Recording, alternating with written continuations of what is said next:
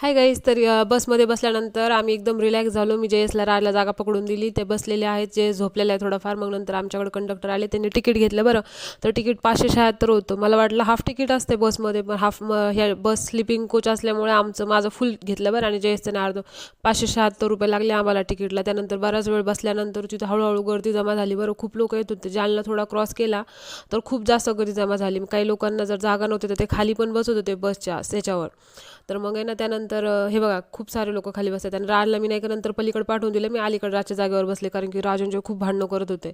आणि मग नंतर आहे ना, मी म्हणत होते, विचार करत होते, किती बायका बडबड करतात तिथं बसल्या बसल्या. खाली पण बसलेल्या बायका खूप खेडेगावातल्या होत्या ना, तर बडबड चालूच होती बरं त्यांची. वेगवेगळ्या म्हणजे कम्युनिटीमध्ये आलेल्या होत्या, वेगवेगळ्या आवाजात बोलत होत्या त्या, म्हणजे वेगवेगळ्या जागेमधून आल्यामुळं. त्यानंतर मग आमची टाईम झाला आणि आम्ही खाली उतरलो बसच्या, कारण की आमचा वेळ झाला होता. तरी आम्हाला जेमतेम 6:15 वाजले होते तिथून यायला. 6:15 वाजता आम्ही मंठा बस स्टँडवर उतरलो. बघा, बस स्टँडवर उतरल्यावर राजने थैली घेतली आणि जयेशने कॅरी बॅग आणि मी बॅग. त्यानंतर मी माझा लुक बघितला, म्हणजे मी छान दिसत होते बरं त्या लुकमध्ये. जयेश म्हणतो, मामाला फोन कर ना, मामा घ्यायला येईल. मी म्हटलं ठीक आहे, आपण थोडंसं पेटपूजा करू आणि मग जाऊ मामासोबत.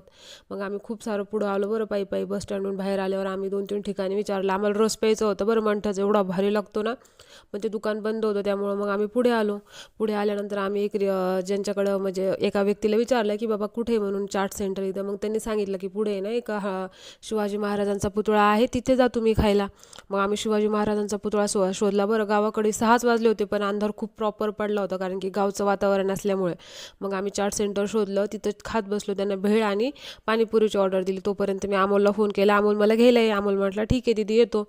त्यानंतर मग ते खात बसले बरं, भेळ आणि चाट. भेळ जयेशला आवडली बरं. जयेश म्हणतो, 25 रुपयाचीच भेळ आहे मम्मा ही. मी म्हटलं हो, आणि मी पण टेस्ट केली. मग मला पण थोडीफारच आवडली, जास्त नाही आहे, ॲटलीस्ट 50-60%. मग त्यानंतर राजने पाणीपुरी मागवली. राजने पाणीपुरी खाल्ली. तर आपला व्लॉग आवडला असला तर कमेंट, लाईक, शेअर.